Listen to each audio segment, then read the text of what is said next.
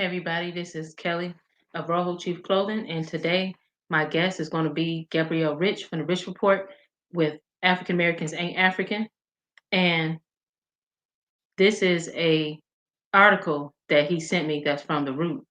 And as you see, it says right there, it says, yes, there were Black Confederates, and here's why. So that's going to be the first article that we will be, going over and talking about.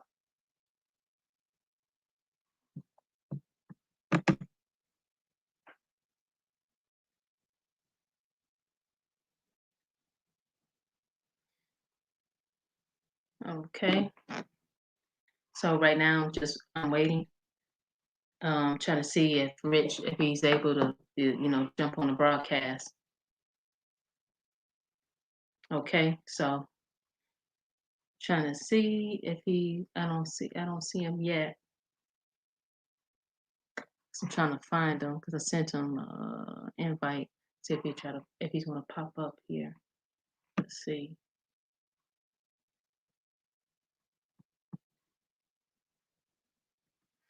Yeah, so I'm waiting to see if if he's gonna join in the broadcast. So that's what I'm waiting for right now.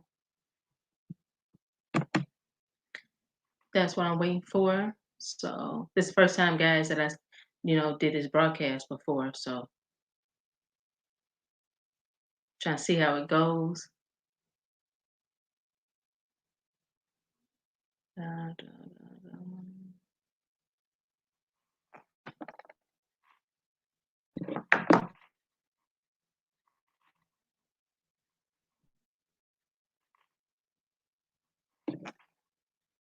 Hold on, guys. Wait a minute.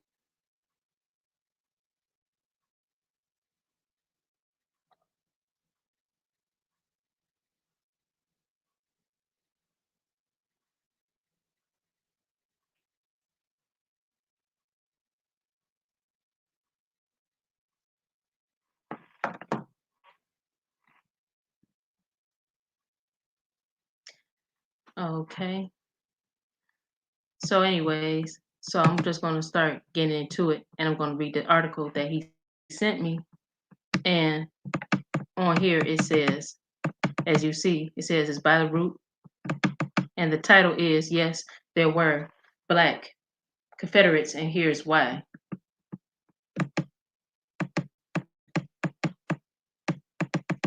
And it says caption is a rebel captain forcing Negroes to load a cannon under the fire of Berdan's sharpshooters seen through a telescope from our lines and sketched by Mr. Meade.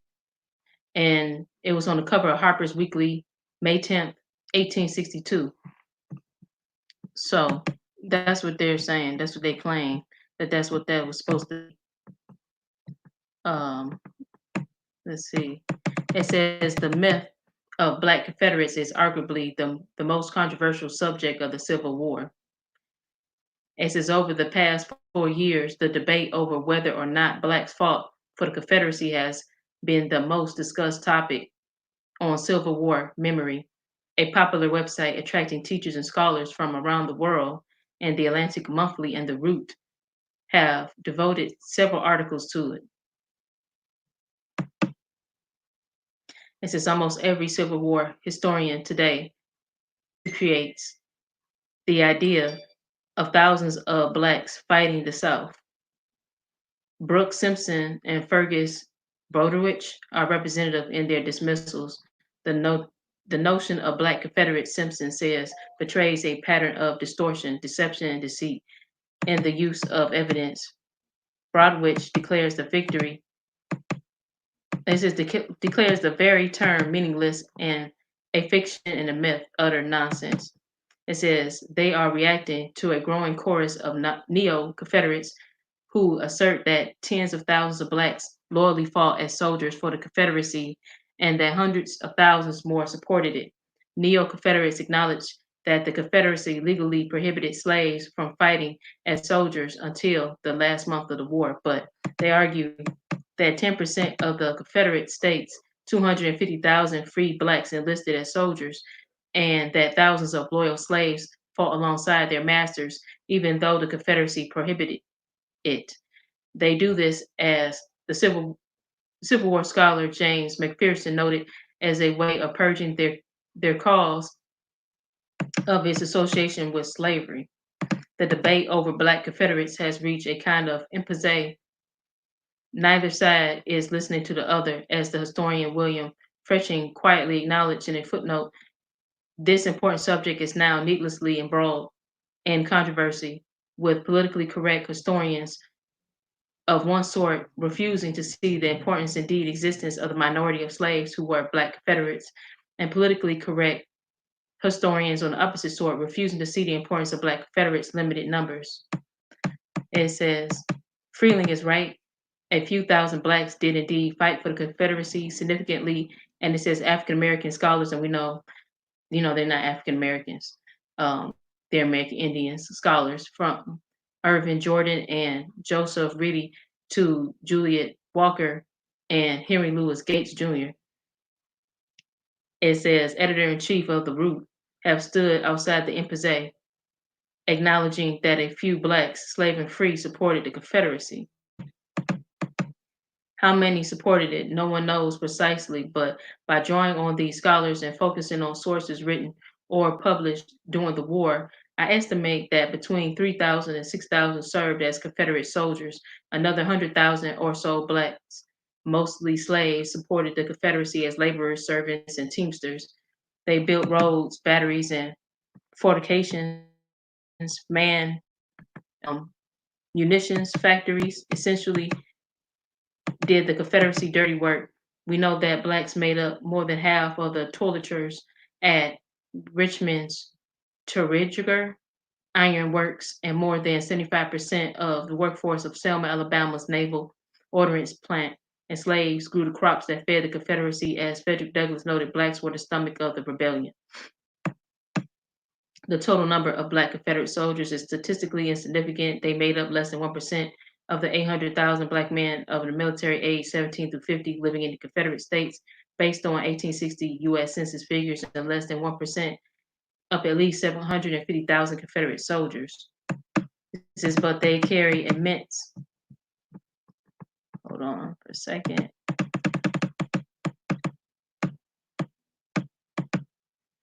Symbolic weight, for they explode the myth that a slave wouldn't fight on behalf of masters. Scholars recognize that throughout history, the slave societies had armed slaves, at times with the promise of freedom. They also acknowledge that a small number of African Americans were slave owners, about 3,700, according to Lorenz Schwangler. It says, in a similar vein, some blacks voted against Obama 4% in 2008 and 6% in 2012, and a few Jews supported the Nazis. Now that the sesquicentennial of the Civil War is almost over, it is time to admit that there were also a few Black Confederates. The Black Confederates lead the Black Union soldiers. African Americans were the first to publicize the presence of Black Confederates. And we know that back then, our people wasn't called African Americans, they were called Negroes. And they definitely wasn't called Africans.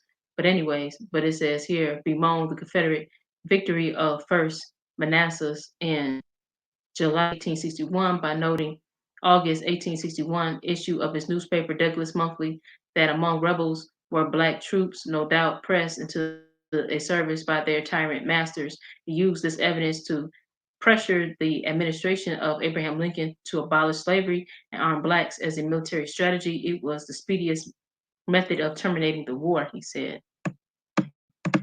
Douglass repeatedly drew attention to Black Confederates to order to press his cause. It is now a pretty well established that there are, at the present moment, many colored men in the Confederate Army doing duty not only as cooks, servants, and laborers, but as real soldiers, making muskets on their shoulders and bullets to their pockets. He wrote in July 1861, slaveholders accept the aid of the Black man, he said. Why should a good cause be less wisely conducted? Douglass and most other observers ignored blacks' service in both the Union and the Confederate navies from the beginning of the war, and refusing to use blacks as soldiers and laborers. The Lincoln administration was fighting the rebels with only one hand. its white hand and ignoring a potent source of black power. What were Douglas's sources in identifying the Black Confederates? One came from a Virginia fugitive who escaped to Boston shortly before the Battle of First Manassas in Virginia that summer. He saw one regiment of several hundred black men from Georgia, 1,000 men from South Carolina, and about 1,000 men with him from Virginia, destined to Fort Manassas when he ran away. Okay. Okay, hold on for a second, guys. Okay. All right. I'm going to add him to the stream, y'all. All right. Hey. Hey, Rich. What's up? Can you hear me? Hey, what's happening? Yeah, I can. Can you hear me? Can you hear me? Yeah, I can hear you. Hold on. Hold on. My Okay, cool. my volume, cut it up.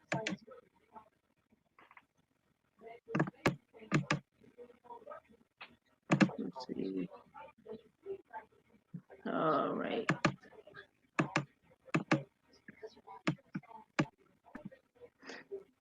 Yeah, see, I didn't know that there were, people that was black people, so allegedly, black people that was in the Confederacy.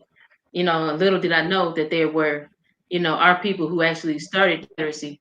So can you go into more into that history before I read the rest of the article? Sure.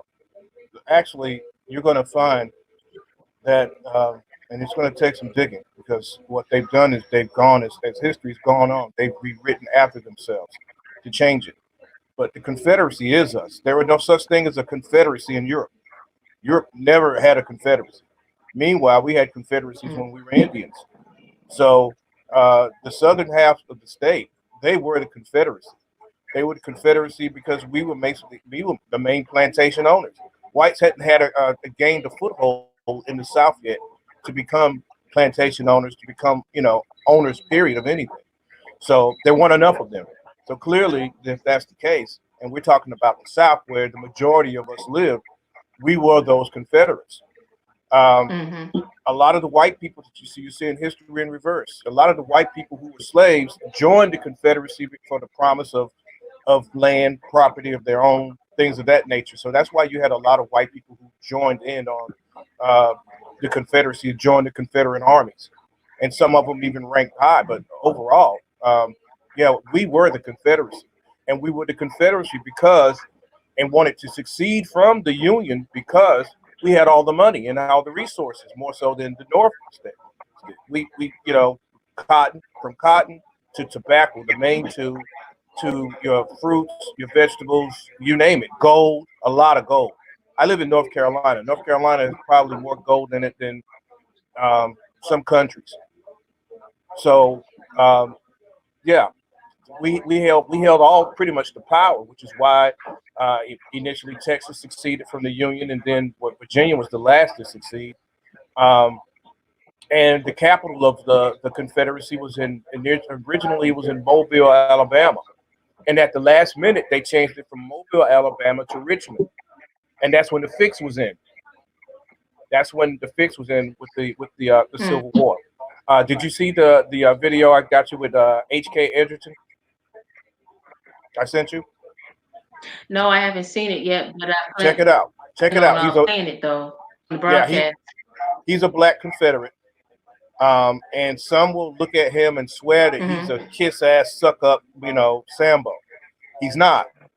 What he is Right, yeah. right, Well, yeah. it's gonna look that way because Mm-hmm. now we've been taught to hate the Confederacy. We've been taught to hate the Confederate flag. It symbolizes Yeah. slavery, but it's not our slavery. It's their slavery, Mm-hmm. right? Right, So we're right. and you can tell when you can tell when things were previously ours because we then turn around and we come to hate it. Just like you can tell that there are things that we did not create, like the N word, because we come to embrace it. The N word originally was meant for white folks. It was generally meant for the Irish in particular, Irish, English, Scotch, and particularly the Irish. And it denoted that they were poor. They were peasants. They were uneducated. They were the lowest of the low in Mhm. class deal. Now that word didn't transfer to us until Mhm. after the Civil War, namely around about the 1890s, 1900s, when white privilege started to set in. And so those very Irish people started calling us Mhm. niggers, right? So but before Mm. then, we weren't called Right. niggers. Wow. Yeah, nobody called us that.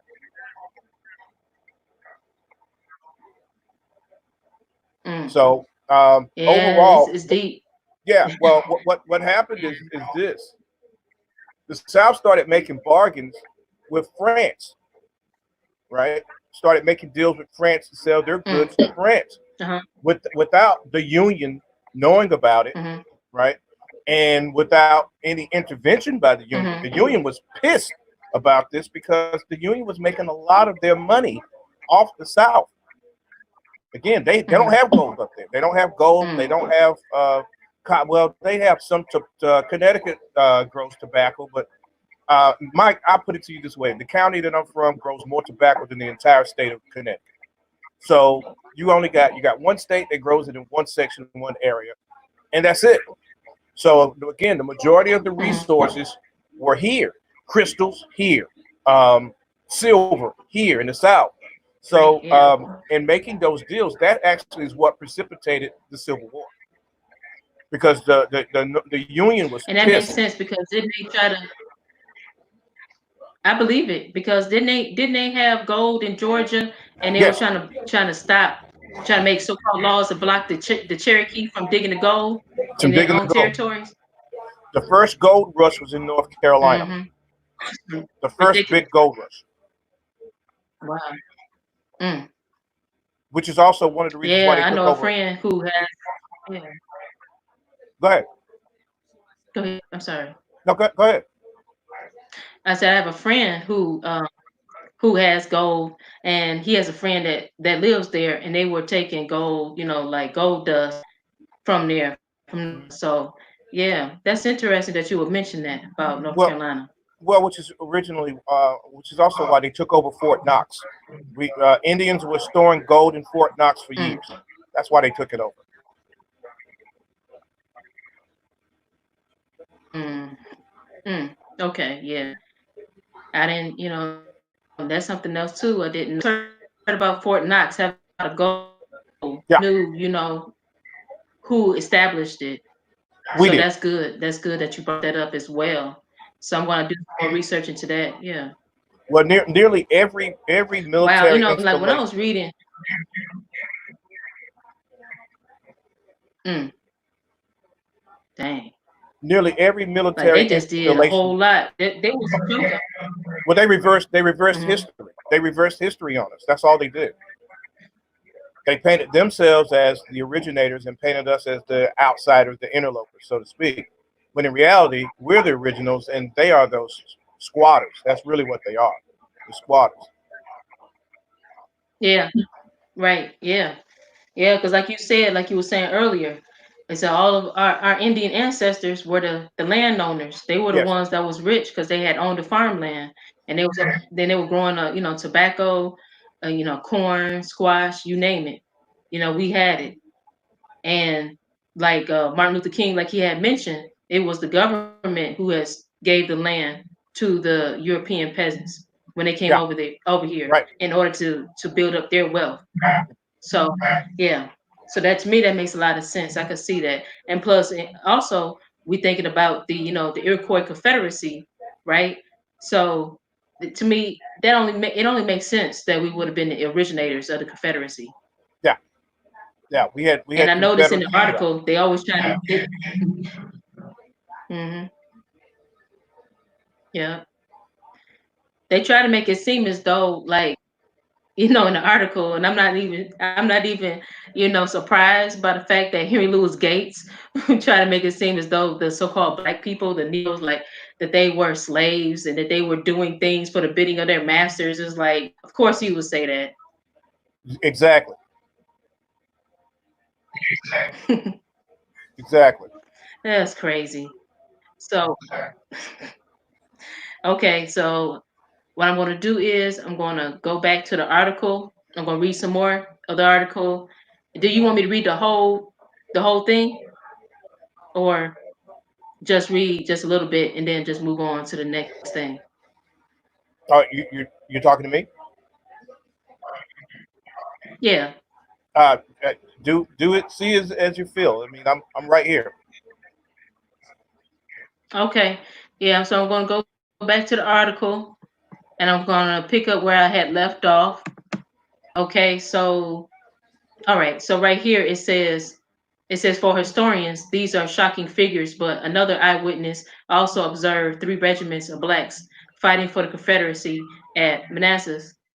It says William Henry Johnson, a free black from Connecticut, ignored the Lincoln administration's refusal to enlist black troops and fought as an independent soldier with the 8th Connecticut Volunteer Infantry. He also wrote for the Pine and Palm, a black paper, and blamed the Union loss at Manassas partly on black Confederates. We were defeated, routed, and driven from the field. It was not alone that the white man's victory, for it was won by slaves. Yes, the Confederates had three regiments of blacks in the field, and they maneuvered like veterans and beat the Union men back. This is not guessing, but it is a fact. Okay, let's see. And it says, meet John Parker, a black Confederate. Douglas corroborated Johnson's story. He published in March 1862 the issue of Douglas Monthly, a brief autobiography of John Parker, one of the black Confederates at Manassas. A Virginia slave, Parker was sent to Richmond to build batteries and breastworks. After completing this job, he and his fellow slaves were ordered to Manassas to fight. As he said, he was put in an artillery unit with three other black men on Sunday, July 21st. We opened fire about 10 a.m. in the morning. Couldn't see the Yankees at all and only fired at random. During the battle, Parker said he worried about dying, hoped for a Union victory, and fought of fleeing to the Union side. We wish to our hearts that the Yankees would whoop us. He we would have run over to the other side, but our officers would have shot us if we made the attempt. He and his fellow slaves had been promised their freedom and money besides. If they fought, none of us believed them. We only fought because we had to. Parker remained on the battlefield for 2 weeks, burying the dead, bayoneting the wounded to put them out of their misery, and stripping the Yankees of clothes and valuables. Mm, dang, so they were out cold. They was out there stealing people's stuff. Wow. It says his burial duty was like his impressment as a laborer and gunner under orders and the threat of being shot. Parker's ticket to freedom was the first Confiscation Act passed on August 6, 1861, which authorized the Union Army to confiscate slaves, aiding the Confederate war effort. It says, although the act did not mention freedom, it was an effect that the first Emancipation Act, as the historian James Oakes has noted, but it prohibited officers from returning contrabands into slavery. Mm. Okay, it says Parker fled for Union lines and in early 1862 reached General Nathaniel Banks' division near Frederick, Maryland. Union soldiers welcomed him. They gave him a suit of clothes and plenty to eat and asked him to return to Virginia as a Union scout. Parker refused, saying that he was bound for the North, but told them everything he knew about the rebel positions. They gave him provisions, a contraband pass, and a letter of introduction to a minister in New York City who could help him. He arrived safely in New York and began lecturing on the war and its causes for 10 cents a ticket, according to the advertisement for his lecture. Why did they fight for the Confederacy? Parker's ordeal sheds light on black Confederate soldiers at Manassas, first impressed into Confederate service as a laborer. He was then ordered to man a battery and to fire on Union troops. After the battle, he resumed his status as laborer, working burial duty, prompted by his first Confiscation Act, he found freedom behind Union lines, and in New York City, his case was representative. Confederates impressed slaves as laborers and at times forced them to fight. In effect, they put guns to their heads, forcing them to fight the Yankees. Okay. Harper's Weekly, one of the most widely distributed news northern papers, featured a similar scene on the cover of its May 10th, 1862 issue. And engraving based on drawing by Harper's sketch artist Larkin Mead depicts a rebel captain forcing Negroes to load the cannon. While under fire from Union sharpshooters, shown as the lead photo of the article, Meade obtained details of the scene from Union officers and witnessed it through a telescope. According to Harper's, the blacks were shot by the sharpshooters, and one after the other. Now, to me, like, I'm just saying, I had to pause it right there because it's like they paint this picture as though our ancestors were cowardly, you know, and like Yeah, like they forced them to get out there and fight. It's outrageous. It's ridiculous. yeah. If you notice, yeah, And they paint us as cowards. They paint us as turncoats. They paint us as snitches and rats. This type of thing. You got this guy who basically goes bound to the north, and all of a sudden he's giving lectures about this, about the war. And it's come laughable. on, what slave do you know gets that opportunity? So yeah, that's what I mean about it. They've gone back and they've seriously rewritten history. The reality is the Civil War was basically based on finance, just like every other war. Again, the Union had aligned itself with England. Um, the Confederacy had aligned itself with France, and something had to give at the end of the day.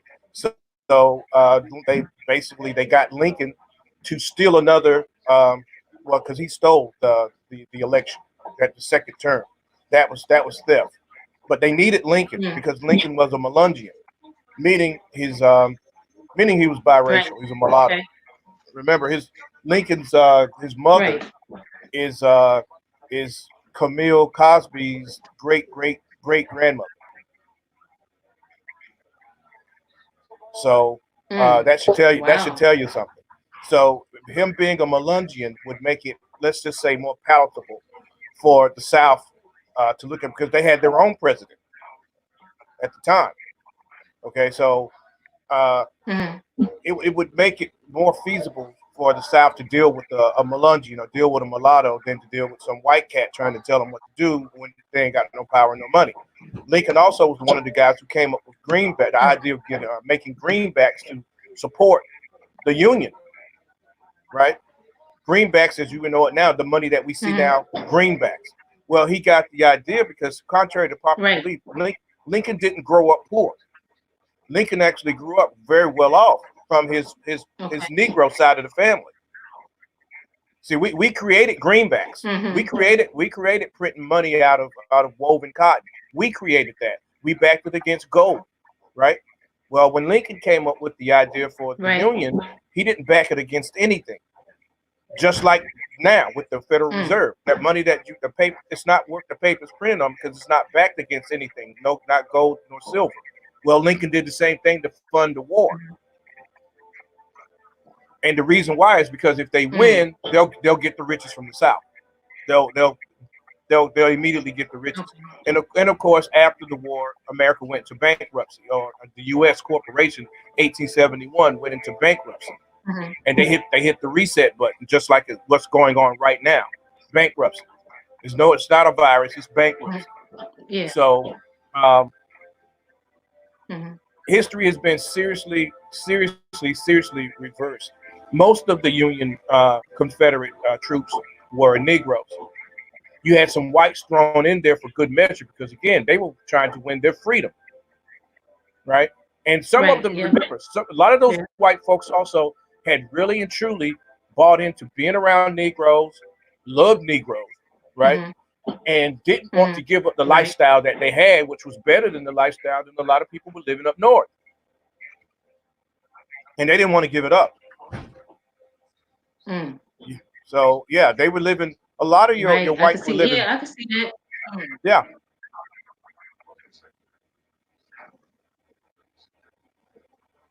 Yeah, you're right. Yeah, because a lot of the Europeans were slaves, like the Irish and the Scottish were slaves.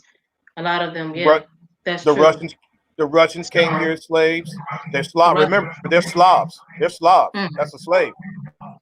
So a lot of your mm. Europeans in general came here as slaves or indentured servants. Okay. Right. Yeah. Had a contract that they could work off for their freedom.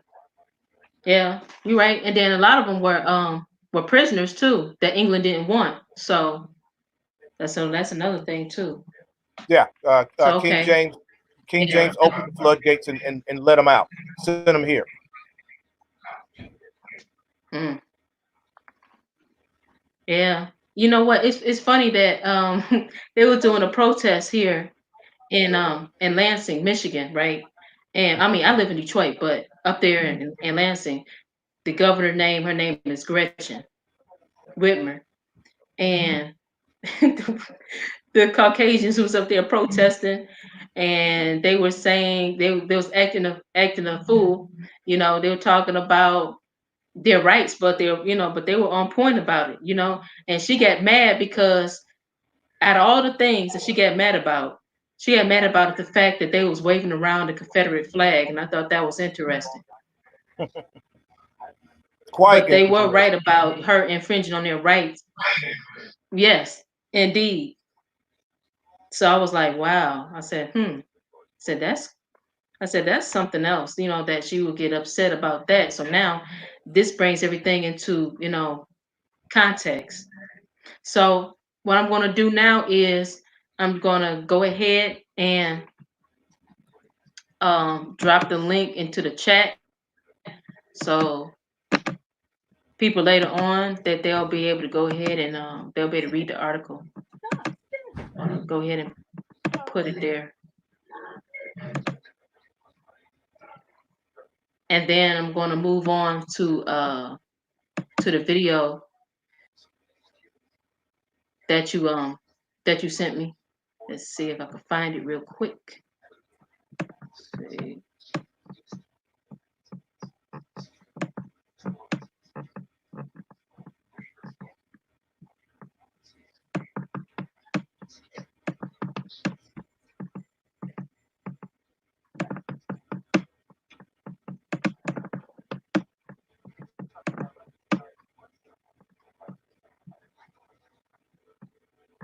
Okay, I gotta find it real quick, y'all. Just hold on for a sec.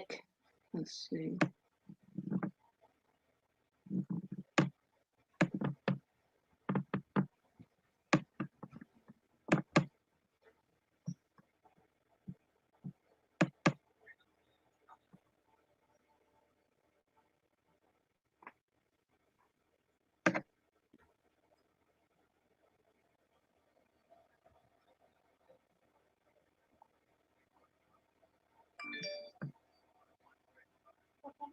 Let's see. I'm waiting for it to load up. Then I'm gonna share it in a minute.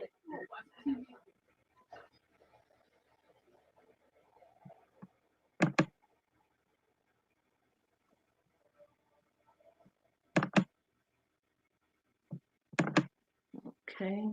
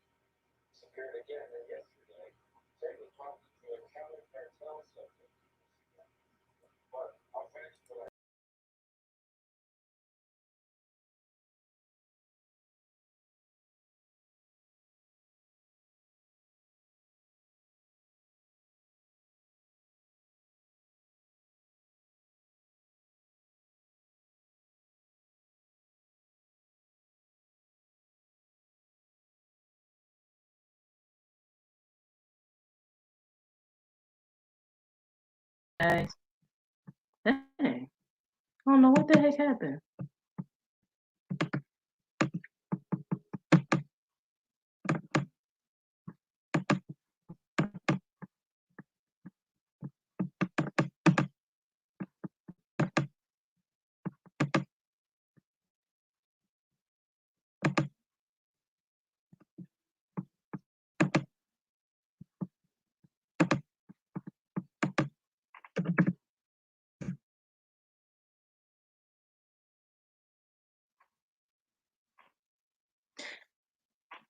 Yeah, I don't know what the heck happened. It's like I went and tried to play the video that Gabrielle sent me on Messenger, and then the next thing I know, it just pretty much bumped me off. It's so odd. Hey Sheba, hey Mechadon, how you guys doing? Yeah, I just now seeing your comments. I wasn't seeing them at first. Okay, I'm gonna try to see if I could get Gabrielle back on the broadcast and see if I can share this screen again, see if it's gonna work.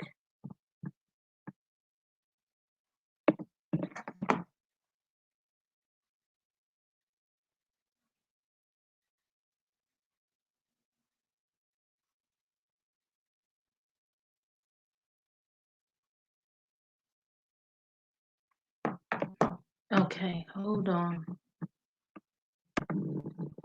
So I sent him another invite, so hopefully we better get him back on. But in the meantime, I'm going to show the flag that he sent me. So then you guys can be able to see this. I'm going to share it, the screen, so you can see what I'm talking about.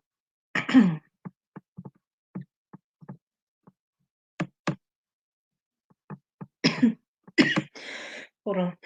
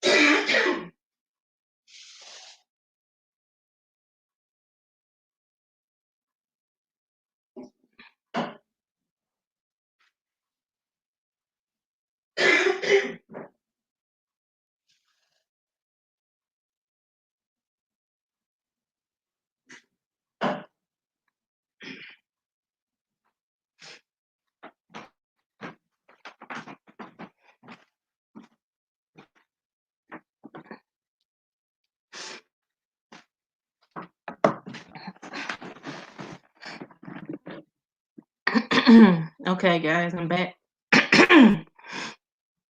And on here it says Shiloh, Black Land, Chickamauga at the bottom, and it says Lookout Mountain and Rocky Face and Shiloh at the top.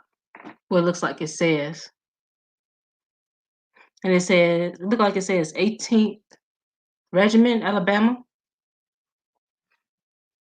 and Black Land. So very interesting. So apparently, by looking at this, I basically would assume that that it had to be Negro people, American Indian people, that started the Confederacy, just like Gabriel, like he said, like he mentioned. To me, it all makes a lot of sense, because other words, it doesn't quite add up.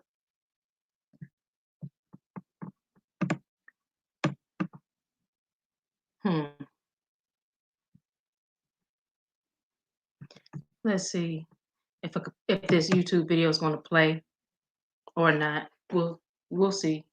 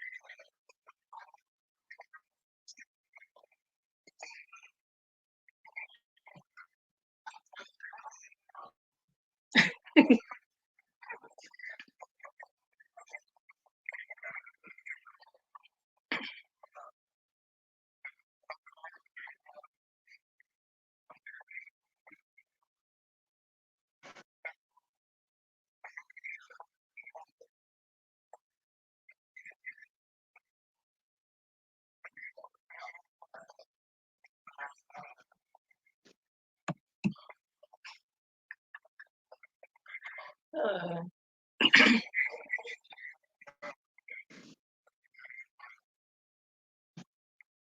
mm,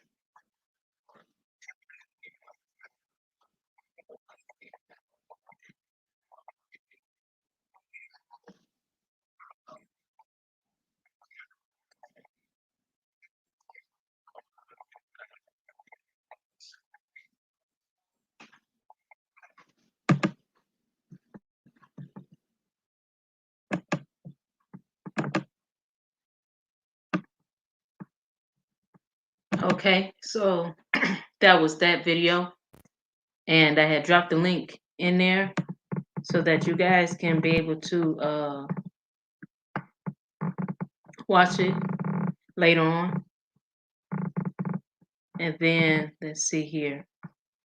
Then I have these two articles that I'm gonna share with you guys. I'm gonna back out of this.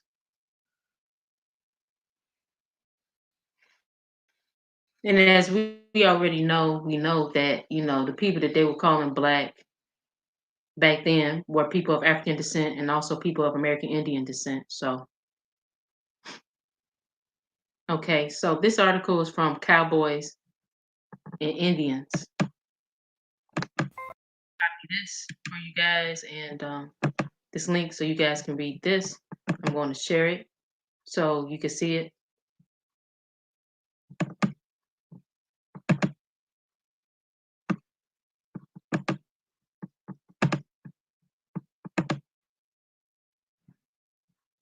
Okay, so hold on for a second. I'm going to drop the link in there so you guys can read it later.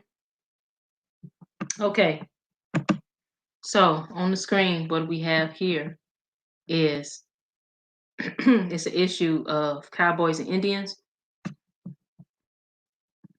says here you can buy 8 issues for only $29.95 if you subscribe today. And you can read it through Google Play or you got an iPhone, the App Store. Okay. So, anyways, it says Native Americans in the Civil War.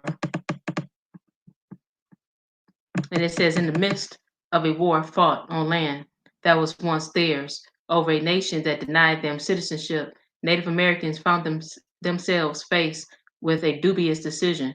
Whose side should they be fighting for? Then here you see people that's on horses. Then you see teepees. And it says the photography artist was Robert Lenus, commemorated the tragic Sand Creek massacre when Union soldiers attacked a peaceful Indian camp in Colorado history. Hmm.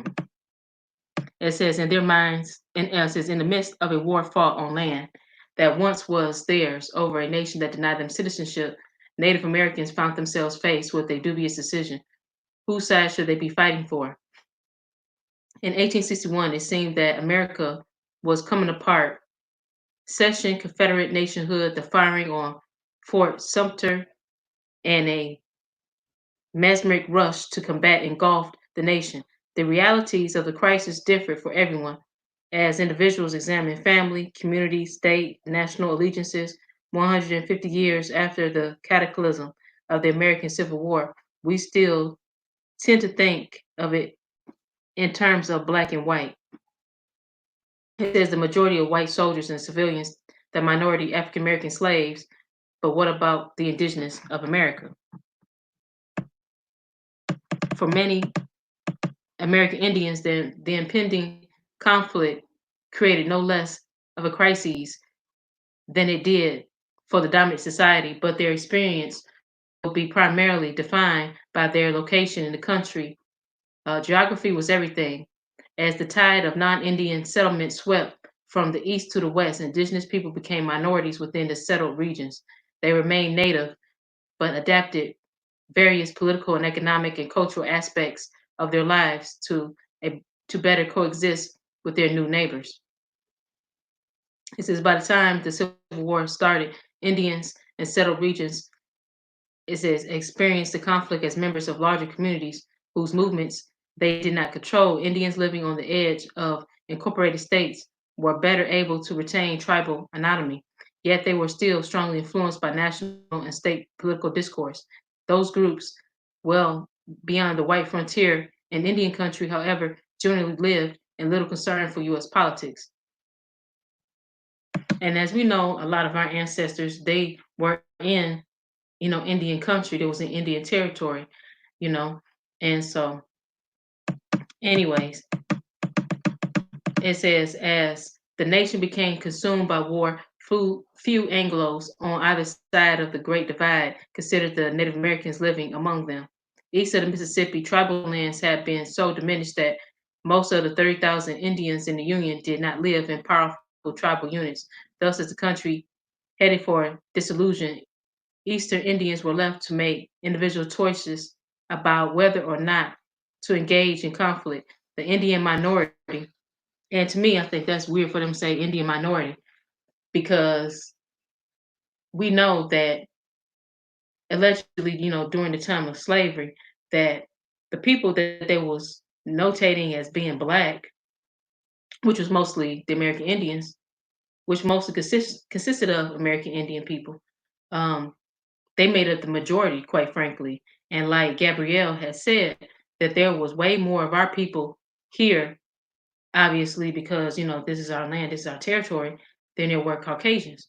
So that is very, very strong. But I mean, very strange that they would say something like that. That's a very strong statement. Anyways, it says less than about the decisive issues of slavery and the preservation of American Constitution. then about their ongoing struggle to hold on to their remaining land and culture. If fighting for the Union cause brought the respect and perhaps gratitude to those in power, then it means to an end. Army service also brought regular pay and food, adventure, and the continuation of the honorable tradition of Native warriors. So then you see this Indian. He has on his hat, and he has a feather in his hat, and he's holding what appears to be some sort of a pistol, and he has a sword in his hand. And it says, although there are thousands of tin type images of the Confederate and Union soldiers, few images remain of many Native Americans who fought on both sides of the Civil War. The identity of the Union soldier is unknown. It says Wilson's Creek National Battlefield National Park Service. It says Indians all over the North took up arms with the Union cause. It says Company K of the 1st Michigan Sharpshooters enlisted more than 150 Ottawa, Chippewa, Delaware, Huron, and Oneida and Potawatomi Indians. Sharpshooters received extra training, enjoy high morale, and use their sharps breech loaders to devastating effect. But they also experienced discrimination. Fellow soldiers often made uncomplimentary remarks, generally sticking to well-worn stereotypes of desperate or drunken men. Yet the Indian sharpshooters proved themselves time and time again in the grueling Virginia battles of the Wilderness, Spotsylvania, and Pittsburgh. And that's interesting that they were, basically saying that the men who they wanted to call Negro or African American in the other article, they were saying that they were scared of the sharpshooters and that they was going to get killed by the sharpshooters.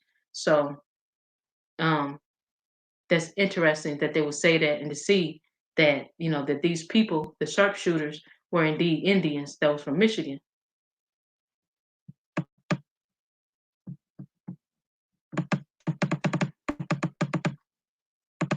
And it says after the ill-fated battle of the Crater during the siege of Petersburg, survivors recounted how a group of mortally wounded Indian soldiers chanted a traditional death song before finally succumbing, inspiring others with their valor. It says Native Americans living on the ever-shifting western frontier confronted a different situation. Most Indian nations on the periphery of the organized states sought to avoid involvement in national issues that did not seem to affect their lives. However, neutrality was not an option for those in strategic locations. Indeed, recently settled areas just west of the Mississippi will bear the full brunt of the conflict. Indian Territory, now Oklahoma, lay directly between the Confederate and Union Territory. Both the United States and the Confederacy eventually realized that this important buffer area between Kansas, Arkansas, and Texas would play a critical role in the war. But before the national governments organized diplomatic missions, citizens and states adjoining Indian Territory clamored for Indian involvement. They were determined to recruit the thousands of native peoples on their borders to their side in the war. Arkansas offered weapons while Texas readied men to occupy formal federal forts. It says the native nations found themselves facing mounting pressure to take sides. And it says here, Cherokee Braves. And there said the photograph says the flag was carried by Brig General Stan Waddy's first Cherokee mounted rifles. The white stars represent the 11 Confederate states, while the red stars represents the 5 civilized tribes of the Cherokee, the Creek, the Choctaw, Chickasaw, and the Seminole. It says the Cherokee, the Creek, the Choctaw, Chickasaw, and Seminole nations could still be considered newcomers in the Indian Territory in 1861, having arrived there at the end of the arduous journey known to history as the Indian removal 2 decades before. So when they're talking about Indian Territory, they was talking about the state of Oklahoma that was, newly established.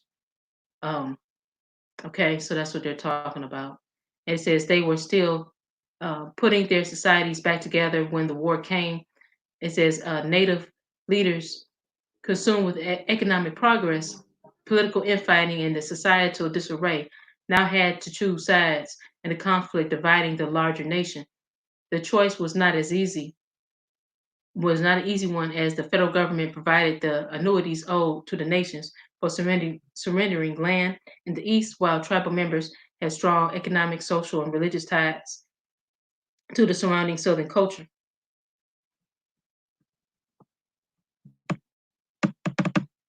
It says each of the five southeastern Indian nations decided independently which side to support, and each chose the Confederacy. The United States' complete disengagement with the region and the Confederacy proactive diplomatic overtures helped to sway the Indian leaders. The Cherokee, the Creek, the Choctaw, Chickasaw, and Seminole nations all signed treaties of alliance with the Confederate States of America in 1861.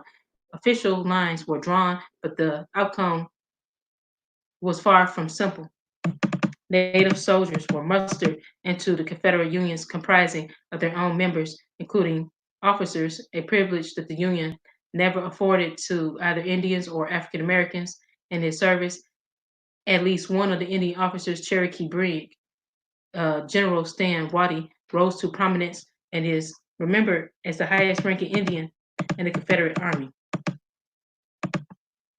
And right here, they're showing pictures. It says from the left, it says Company K of the 1st Michigan sharpshooters were primarily made of the Ottawa, Chippewa, and Potawatomi Indians. 7 members of Company K died as POWs, which is prisoners of war, at Georgia's notorious Andersonville prison. Okay.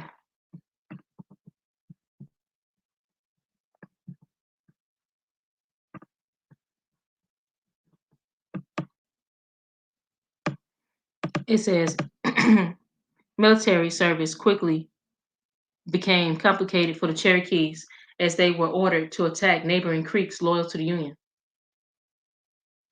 It says this demand, which ran counter to ideas of native kinship and values, caused unrest amongst Cherokee troops and left Confederate service. Soon their chief, John Ross, took advantage of the belated arrival of Union support in the territory and pledged his allegiance to the United States for the remainder of the war.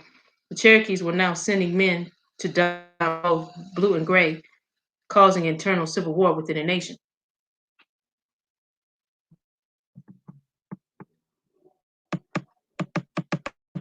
The Loyal Creek suffered terribly as refugees in Kansas Territory, awaiting federal support to allow them to return home unmolested by their Confederate kin. It says Seminoles, too, were split by mid-war and fought for both sides. However, the Choctaw and the Chickasaw entered the war more united politically. It says because they were heavily engaged in a slave-based cash crop market economy, these two nations decided for Southern allegiance to remain committed. It says fighting raged in Indian Territory for most of the war.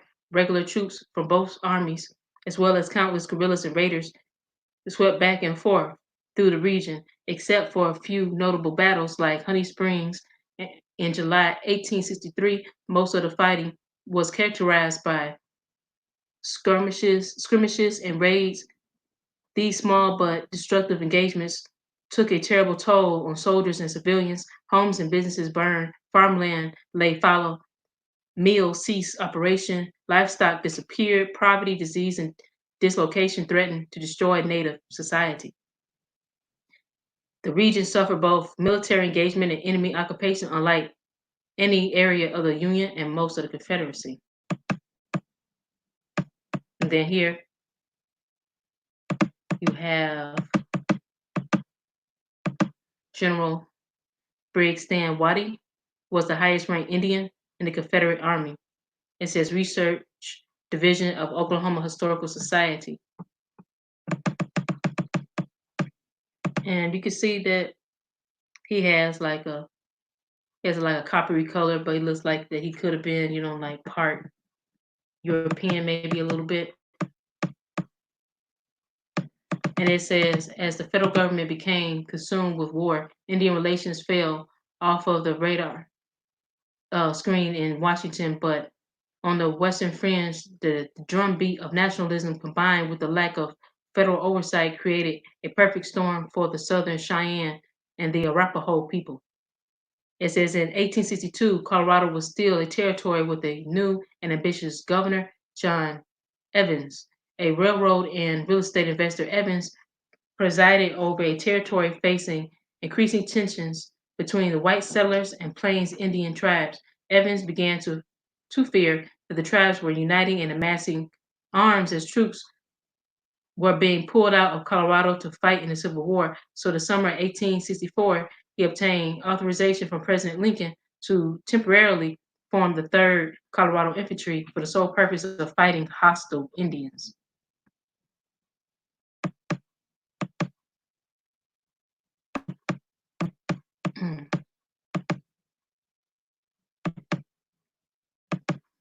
It says commanded by the Methodist minister Colonel John Chivington III, Colorado found itself with no one to fight after chiefs Black Kettle and White Antelope met with Evans and Chivington in Denver and accepted the governor's entreaty to make peace. The chiefs agreed to bring any Cheyenne and Arapaho Indians who didn't want to fight to Fort Lyon for protection, where they camped alongside, it says, Big Sandy Creek. But when Evans left for Washington to personally advocate for statehood, Chivington created his own conflict on November 29, 1864. Chivington and Arapaho Indians. This was an Indian village, not a raiding party, and at daybreak, with its sleepy community, was entirely unprepared for attack. Hmm.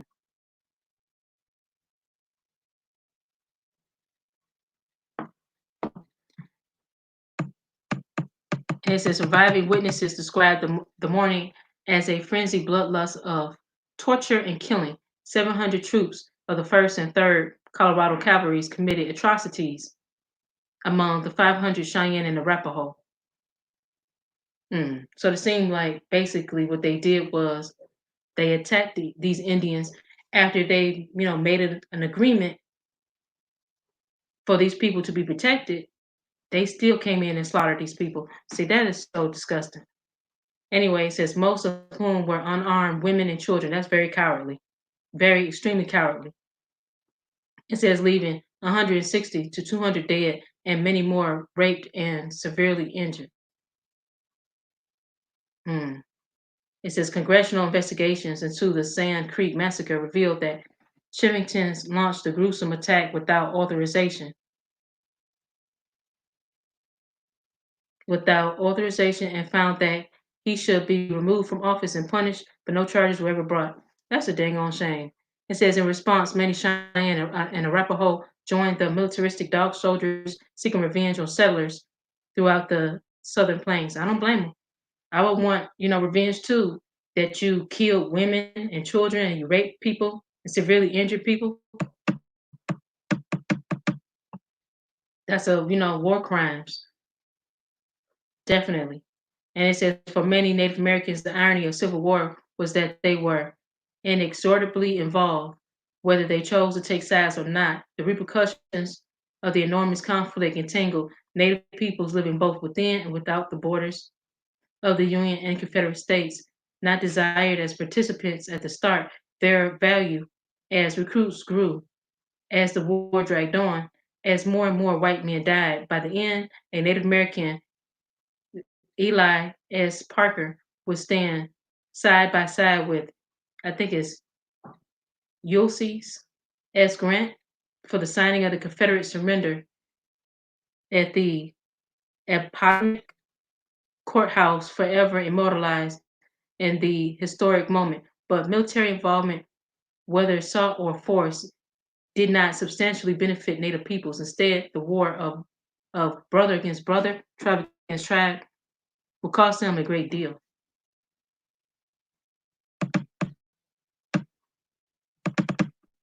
Okay, so that's the end of this article right here.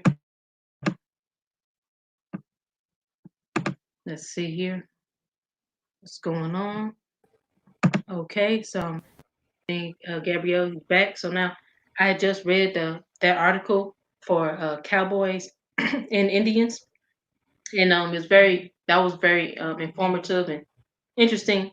How they were saying that the different Indian tribes that was in the South that they had joined the Confederacy in 1861. Allegedly, that's what they claim, and that at some point that the Creeks were divided. Some of them joined the Union. Some of them were with the Confederacy, and then it seemed as though that the Cherokees also were divided as well. And it was really a dang on shame that the people, that the Arapaho, that those people, out west was murdered and viciously attacked like that. It's really disgusting.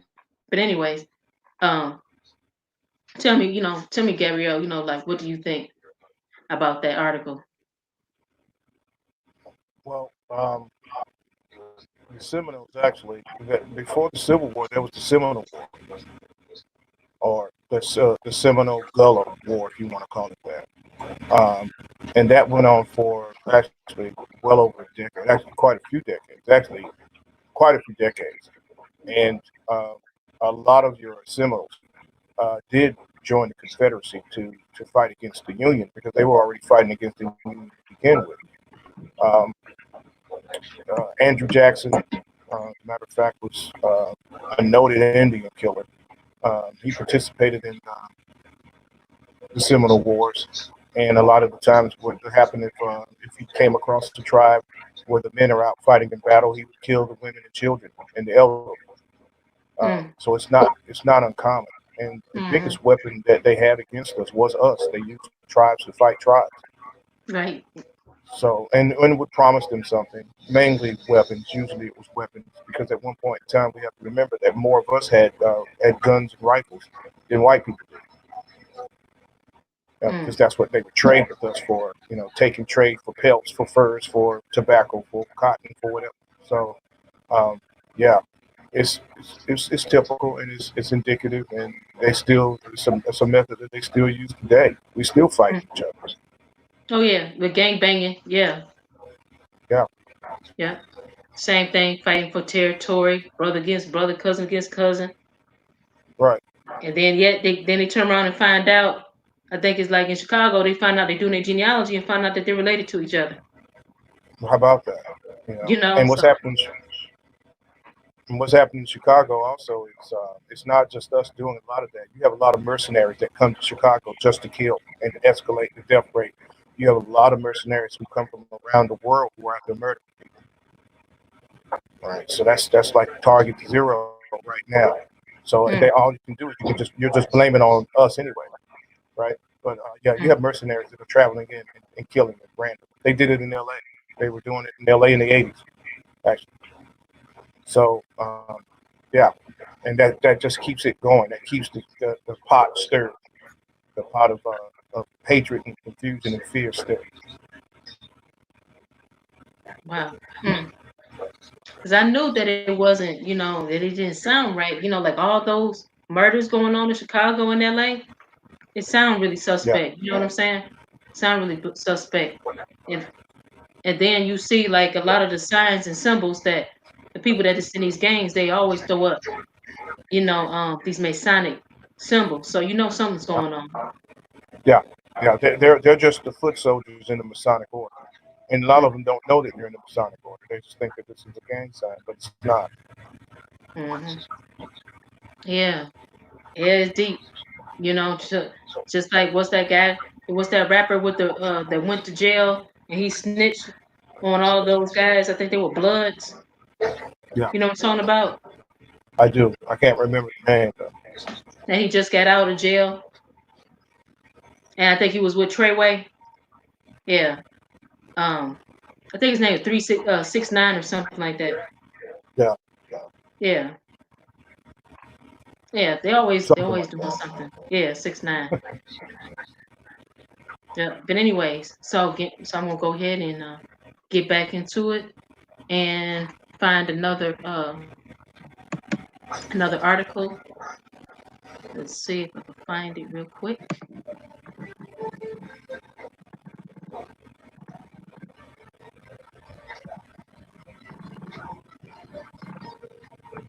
Uh,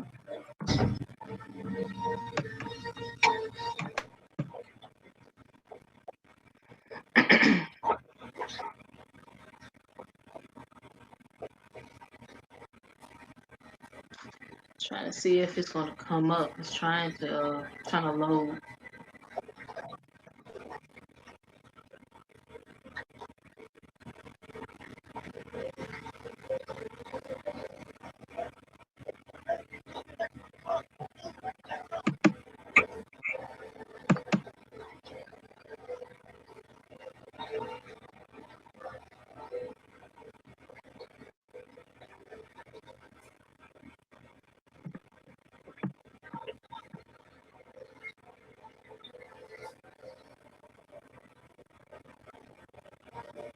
Okay.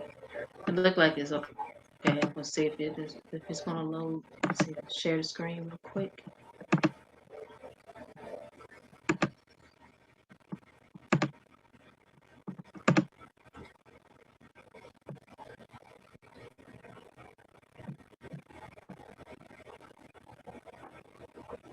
All right. And it says the city of Alexandria, Virginia.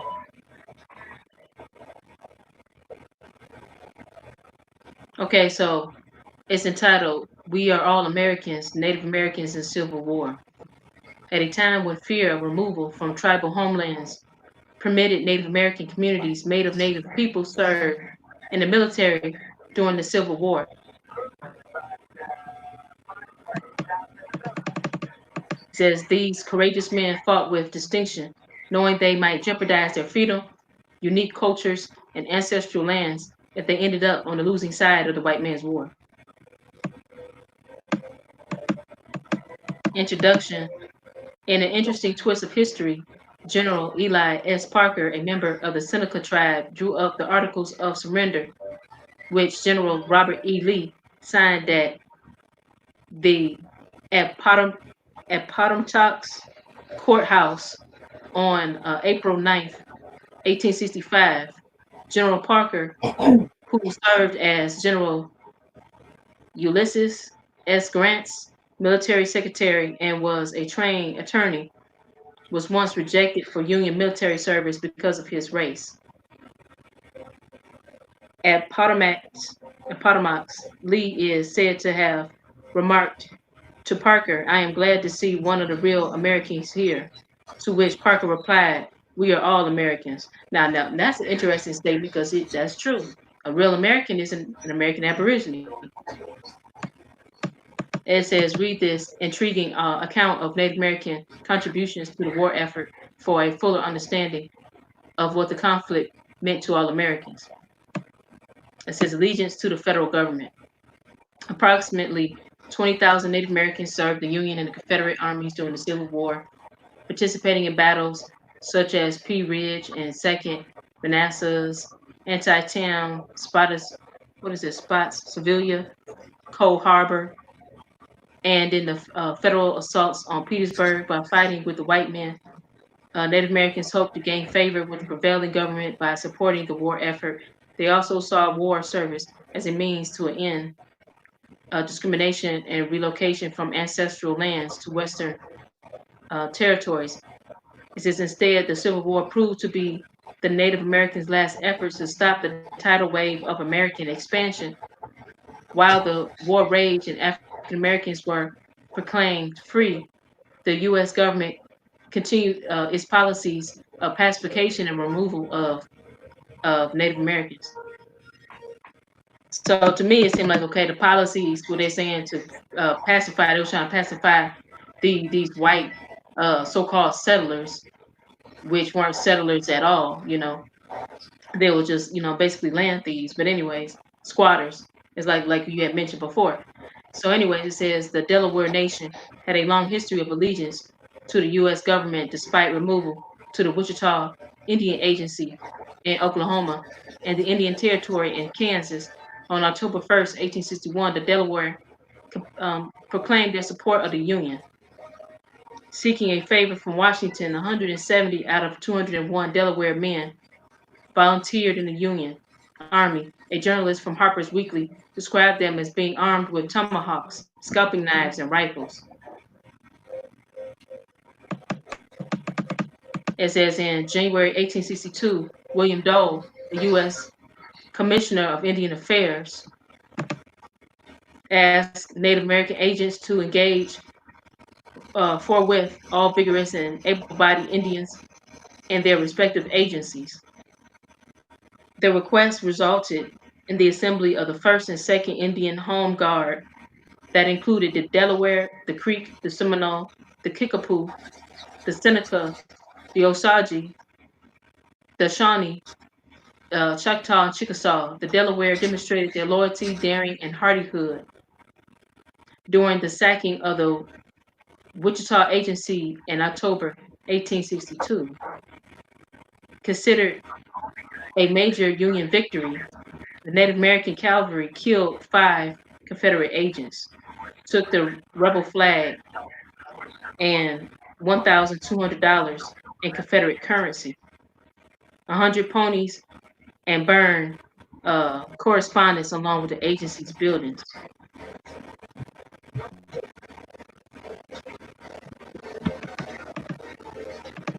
Okay, so it said the Delaware Indians as shown in Scouts for the National Army in the West by Henry Lovey and Frank Leslie's illustrated December 6, 1862, before the war. The Delaware were used as skilled guides and scouts for westward wagon trains, for scientific explorations of the West, and in the Rocky Mountain fur trade.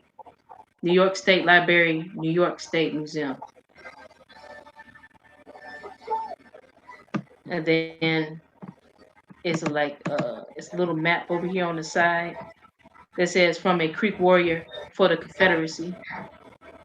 I don't know if they'll allow me to blow it up or not. No, clicking on it doesn't look like they will. But anyways, it says the Civil War with the Cherokee Nation.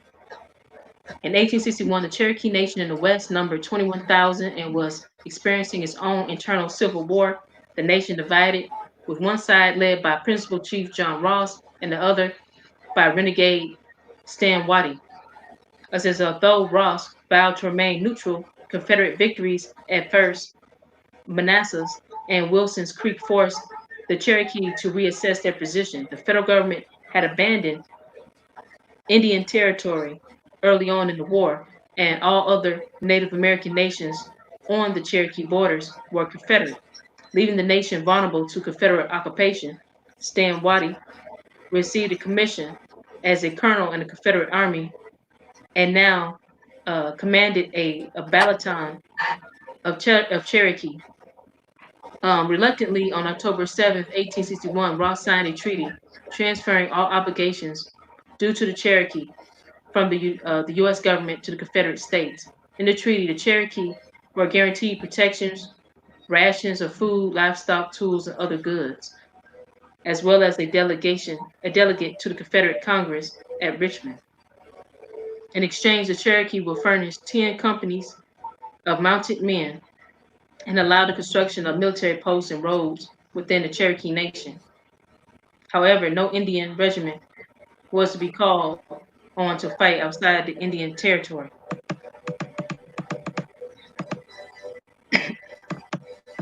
As a result of the treaty, the Second Cherokee Mounted Rifles, led by Colonel John Drew, was formed following the Battle of Pea Ridge, Arkansas, March 7th through the 8th, 1862. Drew's Mounted Rifles defected to the Union forces in Kansas, where they joined the Indian Home Guard. In the summer of 1862, federal troops captured Ross, who was paroled and spent the remainder of the war in Washington and Philadelphia proclaiming Cherokee loyalty to the Union. In his absence, Colonel Stan Waddy was the chosen principal chief of the Cherokee Nation and immediately drafted all Cherokee males between the ages of 18 through 50 into the Confederate military service. Waddy was a daring cavalry rider who was skilled at the hit and run tactics. He was considered a genius in guerrilla warfare and the most successful field commander in the Trans-Mississippi West. Promoted to the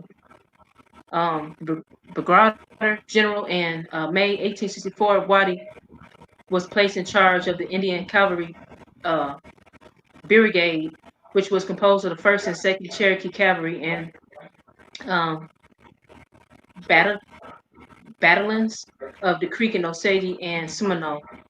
He achieved one of the greatest successes at Pleasant Bluff, Arkansas on June 10th, 1864, capturing the Union steamboat J.R. Williams, which was loaded with supplies valued at $120,000. The Second Battle of Cabin Creek, Indian Territory, his cavalry brigade captured 120 supply wagons and 740 mules and took 120 prisoners and left 200 casualties at the end of the war. It says General Stan Waddy was the last to surrender, laying down arms 2 months after General Robert E. Lee and a month after General E. Kirby Smith, commander of all troops west of the Mississippi. It says the Cherokee Nation was the most negatively affected of all Native American tribes during the Civil War, its population declining from 21,000 to 15,000 by 1865, despite the federal government's promise to pardon all Cherokees involved in the Confederacy. The entire nation was considered disloyal and those rights were revoked. Mm. Typical. Right. Always going back on they, always going back and look at this picture right here. You see this man. It says Confederate delegates at Washington, and you see he got a hidden hand right there. And then it says here, it says the Confederate delegates at Washington D.C. from left to right. So on the left is you got John Rowland Ridge, Saladin Ridge Waddy, and then Richard Fields, Elias Cornelius Boudinot, and William Penn Adair. It says in the East, many tribes that led yet to suffer removal took sides in the Civil War. The Thomas Legion, an Eastern band of Confederate Cherokee led by Colonel William Holland Thomas, fought in the mountains of Tennessee and North Carolina. It says another 200 Cherokee formed the Junaluska Zudovitz. Nearly all Catawba adult males served the South in the 5th, the 12th, and 17th South Carolina Volunteer Infantry Army of Northern Virginia. They distinguished themselves in the Peninsula Campaign, a second Manassas and Antietam. In the trenches at Petersburg, a monument in Columbia, South Carolina honors the Catawba service in the Civil War as a consequence of the regiment's high rate of dead and wounded, and continued the existence of the Catawba people was jeopardized. It says in Virginia, in North Carolina, the Pamunkey and the Lumbees chosen to serve the Union. The Pamunkey served as civilians and naval pilots for Union warships and transports, while the Lumbee acted as guerrillas. Members of the Iroquois Nation joined Company K. And we know that Company K was in Michigan. So it says the 5th Pennsylvania Volunteer Infantry, while the Powhatans served as land guides, river pilots, and spies for the Army of Potomac. It says during the Civil War, there were no distinction made when a Native American joined the U.S. colored troops. Pause. I'm going to pause right there. So that proves right there. So whenever they said on these documents, on these records, when you do your genealogy, looking for your ancestors, and you see it says U.S. colors, they didn't make a distinction between the people that was considered of African descent and American Indian descent. So, anyways, it says well into the 20th century, the word colored included not only African Americans but Native Americans as well. Individual accounts revealed that many Pequot from New England served 31st U.S. Colored Infantry of the Army of Potomac, as well as other USCT regiments. The most famous Native American unit in the Union in the East was Company K and the 1st Michigan Sharpshooters. The bulk of the unit was the Ottawa, the Delaware, the Huron, Oneida, and the Potawatomi, and the Weeperjay. It says they were assigned to the Army of the Potomac just as General Ulysses S. Grant assumed command. Company K participated in the Battle of the Wilderness and Spotsylvania, capturing 600 Confederate troops at Shad House east of Petersburg in their final military engagement at the Battle of, Crater, Pittsburgh, Virginia. On July 30th, 1864, the sharpshooters found themselves surrounded with little ammunition. A lieutenant of the 13th USCT described their actions as splendid work. Some of them were mortally wounded, and drawing their blouses over their faces, they chanted a death song and died, four of them in the group.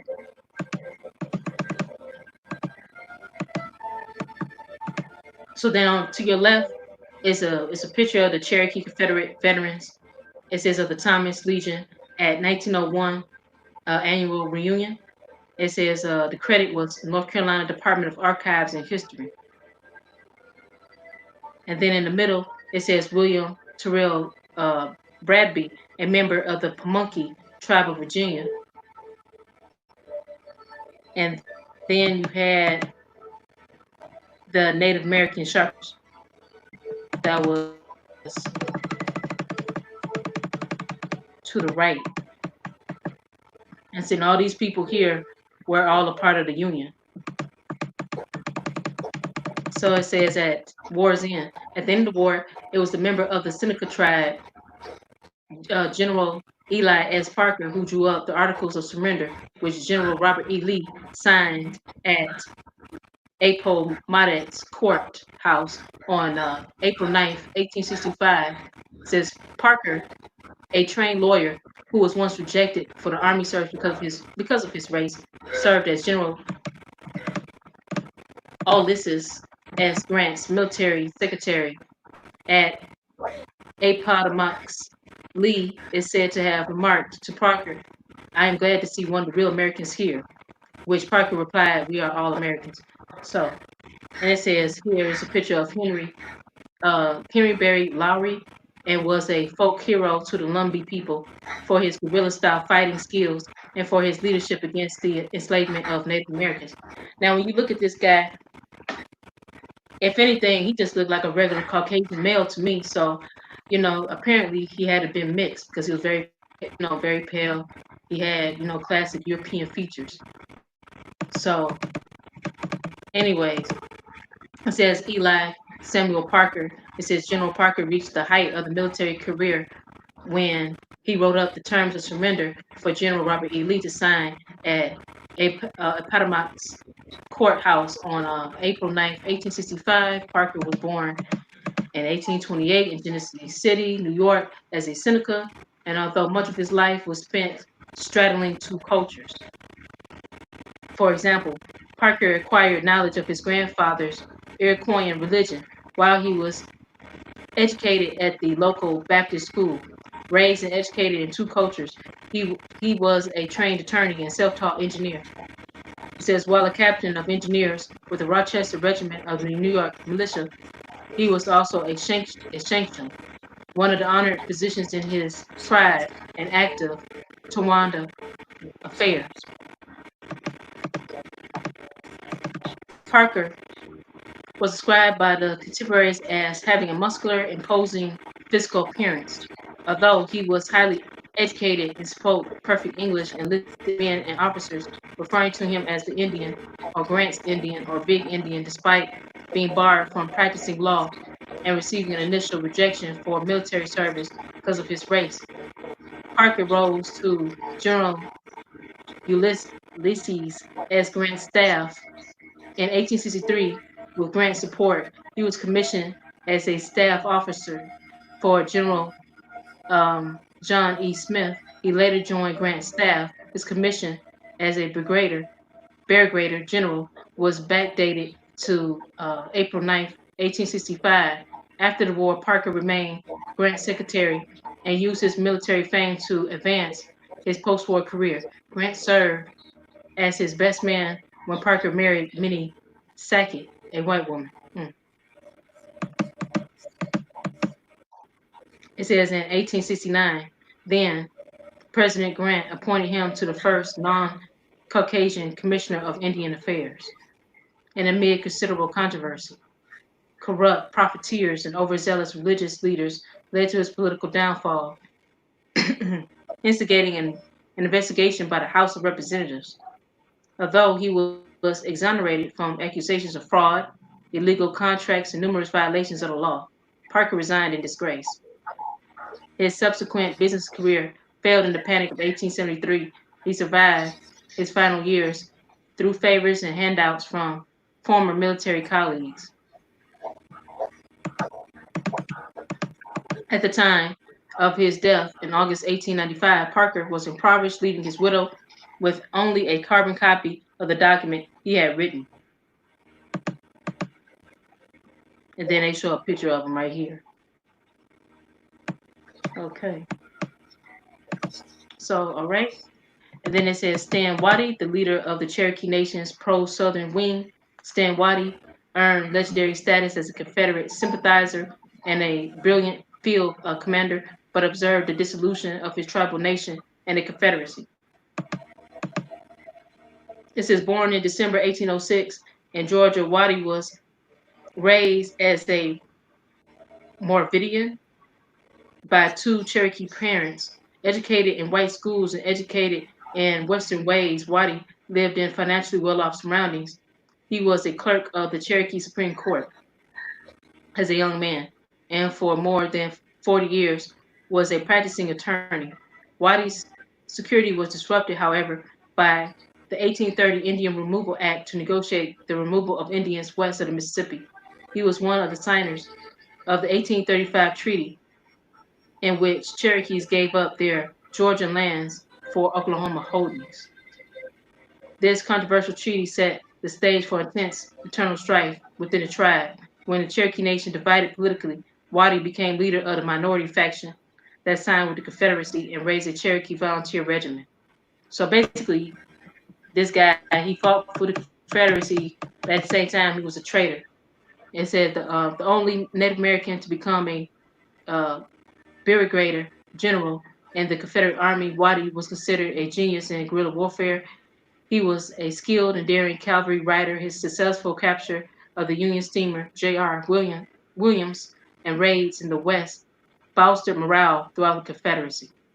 Waddy was the last Confederate general to surrender his command 2 months after the Apo the Appomattox, although undisputed for his bravery and military skill. Waddy's allegiance to the Confederacy was another divisive move that was blamed for the loss of many Cherokee lives during the war and unfavorable treatment of Native Americans in general. And it says here, oh, hold on. Let's see. After the conclusion of the Civil War, bitter argument over compensation and property rights overtook the Cherokee tribal affairs. Waddy moved away to Bribbstown on the Canadian River, resettling his family and forming a tobacco company with a nephew. A federal excise tax imposed the next year on tobacco and distilled spirits did not exempt Indian Territory. Waddy refused to pay, lost his case in federal court, and fell into bankruptcy after the plant was impounded for tax foreclosure. The landmark case established legal precedent that the law of Congress could supersede provisions of treaty. It says Waddy died in September 1871, emotional and financially ruined. So basically, he was a sellout, gave away the land of the Cherokee by way of treaty, and then that same government that he was a sellout for had basically took his company in underneath taxes. So what do you think about that? That sounds crazy, doesn't it? He did all It's, that in the government, and then turned around and took all his stuff.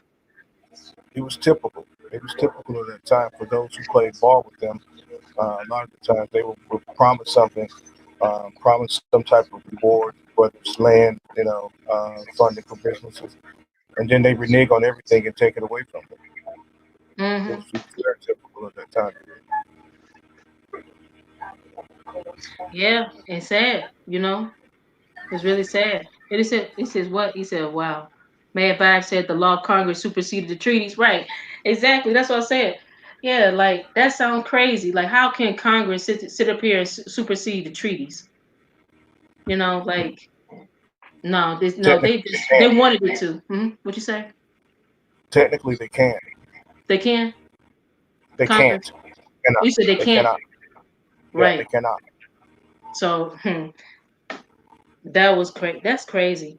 They do. They just break the rules every time. Talking about they could Yeah, supersede the treaties in order to lay taxes on Indian territory. So they breached the contract right there, which we know what a treaty yeah. is. It's a contract. So crazy. But yeah, I see it was a lot. It was a lot going on, and I'm gonna find that flag that you sent to me. I'm gonna click this off real quick. I'm gonna look for that flag that you sent me. Let's see here. We'll show it And again. they Hmm. were able to break those treaties because officially we never had an armistice signed between us and them. An armistice is a truce. We never had one. So that way they would always go back and backdoor and renege on treaties.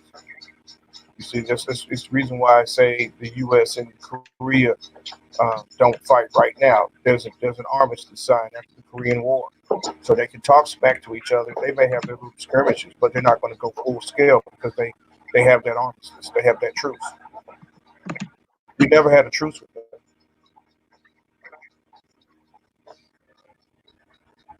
Mm. Yeah, so basically, yeah. So what you were saying is that we never had our own military. We was always like a part of their army, their military, helping them fight their wars for their Well, particular agenda. no, we had our own military. Most military installations that you see in America and right now were formerly Indian military installations. They get actually the Marines and the Air Force from us. So no, we had a military. What they did was get us to play ball and join their military by promising Okay, us making promises. Okay, for like land, food, weapons, no, etc., etc. weapons, mainly weapons, Weapons. mainly Okay. because we Okay. already had land, we already had food. There was nobody in America starving. Meanwhile, they come from starvation. Right. Yeah. Yeah. You right. You right. Yeah. We did. Cause we was already farming. We was farming way before they even got here. Tobacco, cotton, corn, and everything else. Because We like had one of the we had huh? plantations. We had plantations. A Plantation. plantation is just a large farm. That's all it is. Yeah. It's just a really Hmm. large farm. We had sharecropping, which means we shared in the cropping. We shared in the crops. See, sharecropping, as we think of it today, is us working on their farms that they finally took in the 20th century. But and that there was no sharing in their version of sharecropping. They take all of the profit and leave us in debt, and so therefore you have to exchange the sharecrop. But before they arrived, we shared in the crop. You had tribes, nations that shared in the crops.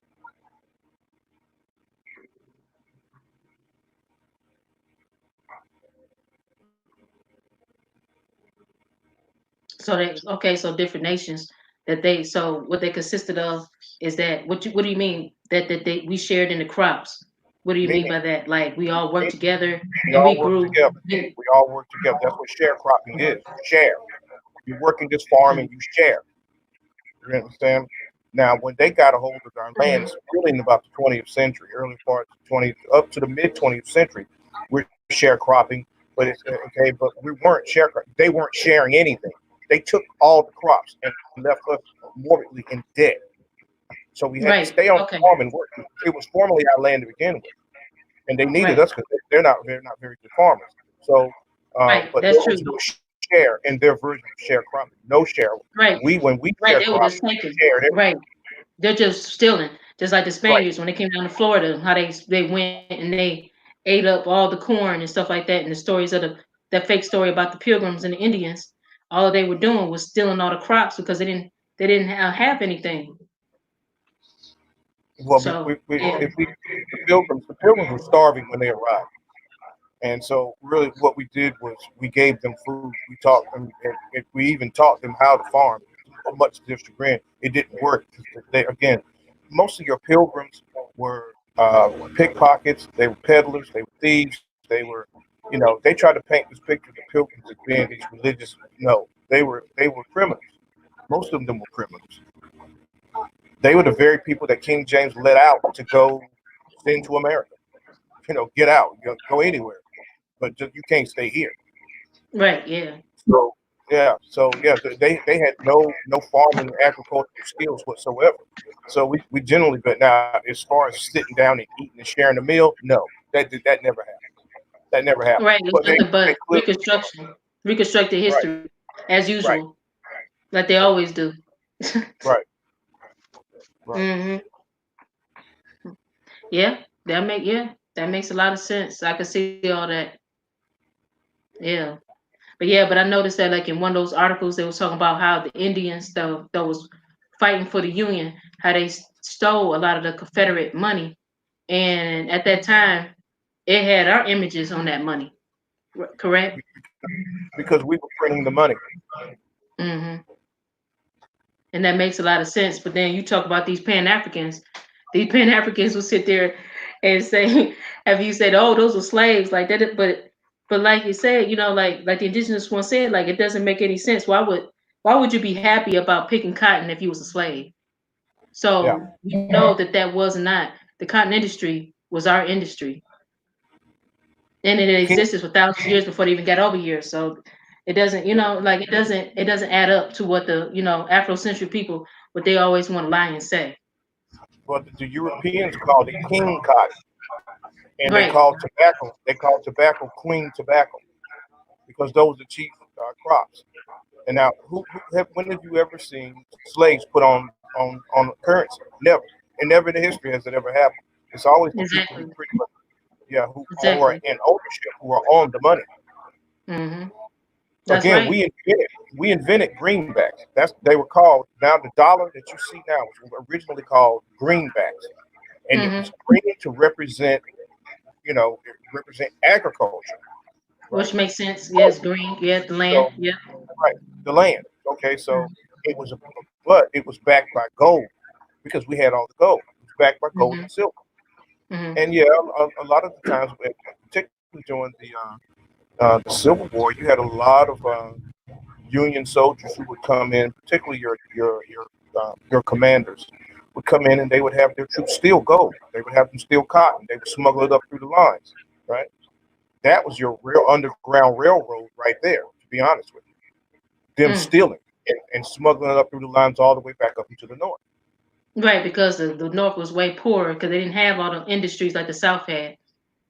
Right, and the north had banked on industrialization thanks to Right. England. England started. Okay, the problem was they didn't have the resources to kick off that industrial revolution. The Right. South had. So hmm thus one of the reasons for the war. Right. So it was all about economics at the end of the day, basically. It's always about economics. It's always about finances and economics. Just follow the money. hmm hmm Yep.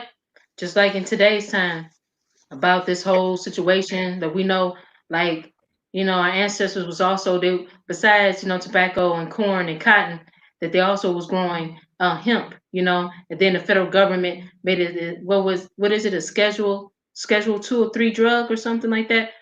Yeah. That's what they want to code it as, and you only could carry so much of it across state lines and all this mess.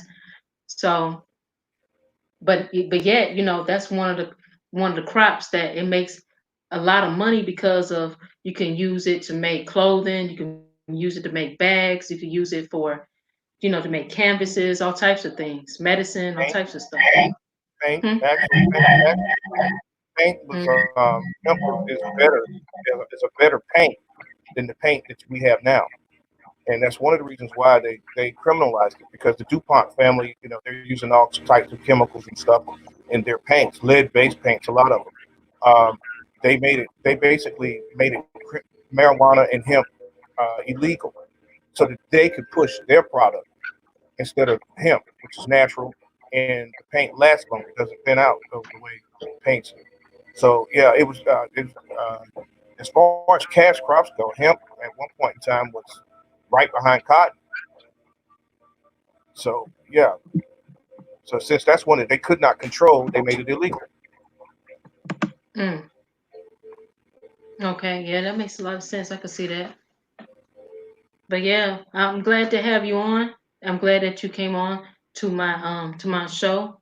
And this, this is the first time I was able to actually get it to work this time. Because remember, last year we tried to do a live broadcast, and I sent you the link, and it didn't Couldn't work. get on.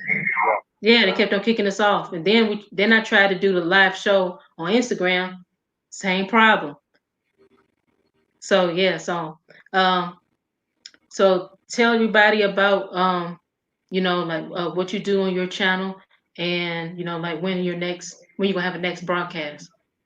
Well, I have the Rich Report, which is was on Blog Talk. I'm not sure if I'm going back to Blog Talk, so I have it on hiatus right now. But I'll be back actually soon, particularly in these days and times I need to get back on. But you can catch me around. My YouTube channel is Gabriel Rich. Um, I have some shows up there. I'll be adding some more shows over the weekend and over the next week or so. I've been kind of lazy on that, but I've been busy, truthfully. But really, right now, just as you can see, things are going with us discovering ourselves again as Indians. You're starting to see people who are separating the real from the fake in terms of this. So I would tell everybody to do your own research. Get out here, do your genealogy if you can, and if nothing else, hit these libraries. And when I mean libraries, I mean college libraries. I'm not talking about your local library because they're going to have less truth in it. Hit these college libraries and learn about the history in whatever area you are, because it's all there. Okay, because they can't, contrary to popular belief, they have rules to follow, and they can't just get rid of it. But what they can do is hide it and suppress it. So get out here and learn. Whatever state you live in, learn about the Indians there. Learn about, and you'll come to find, the more you learn, you'll come to find they look just like you and me. And these are probably your ancestors. So um, that would be my advice to everyone. Hmm. Yeah, I'm a firm believer of that as well. Dig up your ancestors, look up those records about your ancestors, because that's the only bona fide way that you can actually get to know who you are, and know exactly who you are. If what tribes you descended from and everything. You know, Yeah.